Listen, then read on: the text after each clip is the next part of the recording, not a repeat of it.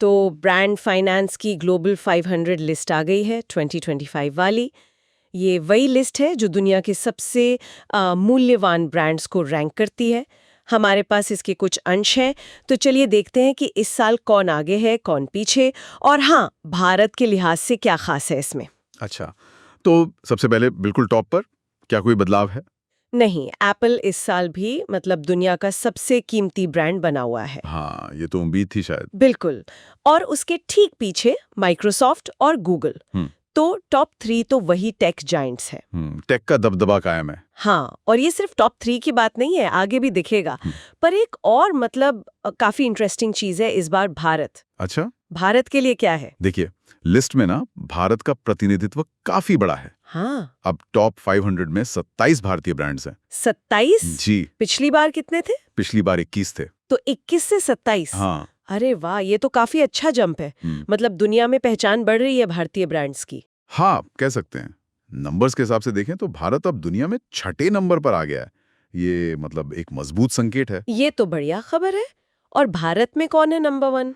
टाटा ही है। जी हाँ, टाटा समूह भारत का तो टॉप ब्रांड बना हुआ है, लेकिन ग्लोबल रैंकिंग में थोड़ी गिरावट है। ओह, कितनी? पिछले साल 64वें नंबर पर था, इस साल 69वें पर आ गया है। 64 से 69। क्या लगता है आपको, ये कोई चिंता की बात है या बस मामूली उतार चढ़ाव? देखिए, ब्रांड वैल्यू कई फैक्टर्स पर डिपेंड करती है। ग्लोबल कंपटीशन है, डोमेस्टिक मार्केट कैसा चल रहा है ना? हाँ, सही है। तो हो सकता है कंपटीशन थोड़ा टफ हुआ हो, लेकिन फिर भी टॉप 100 में होना ही अपने आप में बड़ी बात है। हाँ, ये बात तो है। अच्छा, और बड़े भारतीय नाम जैसे LIC, इन्फोसिस, उनका क्या हाल है? उनमें मिला जुला ट्रेंड है। LIC ने बल्कि सुधार दिखाया है। अच्छा। हाँ, वो 208 से 204 पर आ गया है। LIC की स्टेबिलिटी दिखती है इसमें। और इन्फोसिस, वो भी टेक से है? इन्फोसिस ने भी अच्छी छलांग लगाई है, 79 से सीधे 74वें नंबर पर। तो हाँ, टेक्नोलॉजी में भारतीय कंपनियां दम दिखा रही हैं। बढ़िया। तो LIC, इन्फोसिस ऊपर गए, कोई बड़े नाम नीचे भी आए क्या? हाँ, HDFC ग्रुप, उसकी रैंकिंग थोड़ी गिरी है, 132 से 164 पर। ओह, काफी गिरावट है ये तो। बैंकिंग में शायद कुछ प्रेशर है। हो सकता है, या कंसोलिडेशन के बाद वैल्यूएशन एडजस्टमेंट हो। बाकी एयरटेल 177 पर है, SBI यानी भारतीय स्टेट बैंक 237 पर और जियो 330वें स्थान पर हैं। ये सब लिस्ट में बने हुए हैं। और कोई नया भारतीय नाम इस साल? हाँ, बिल्कुल।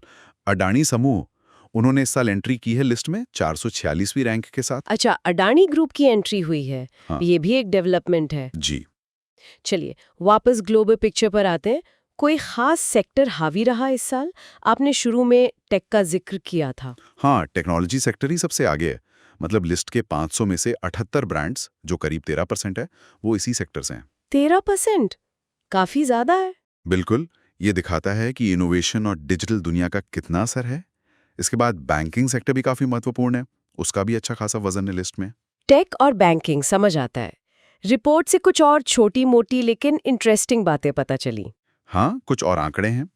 जैसे 11 ब्रांड्स ऐसी हैं जिन्होंने अपनी पिछली रैंकिंग बिल्कुल नहीं बदली, वो वहीं के वहीं हैं। अच्छा, वो स्टेबल रहे। हाँ, और 60 बिल्कुल नए ब्रांड्स ने इस साल टॉप 500 में जगह बनाई है। 60 नए ब्रांड्स, जिसमें अडानी भी शामिल है। काफी फेरबदल भी हुआ है। जी हाँ, काफी डायनामिक है लिस्ट। और ओवरऑल सभी ब्रांड्स की कुल वैल्यू वो बढ़ी है या घटी है? कुल ब्रांड वैल्यू में अच्छा इजाफा हुआ है। 2024 के मुकाबले इन 500 ब्रांड्स की टोटल वैल्यू करीब 10.2% बढ़ी है। 10% से ज्यादा, ये तो काफी पॉजिटिव है। हाँ, ये शायद ग्लोबल इकोनॉमी में रिकवरी या कंपनियों के अपने बेहतर प्रदर्शन का संकेत हो सकता है। तो कुल मिलाकर अगर हम सार देखें तो रिपोर्ट एक तो टेक्नोलॉजी ब्रांड्स का दबदबा कंफर्म करती है, और दूसरा, ग्लोबल स्टेज पर भारतीय ब्रांड्स की संख्या बढ़ रही है, उनकी मौजूदगी बढ़ रही है, भले ही कुछ बड़े नामों की रैंकिंग में थोड़ा उतार चढ़ाव रहा हो।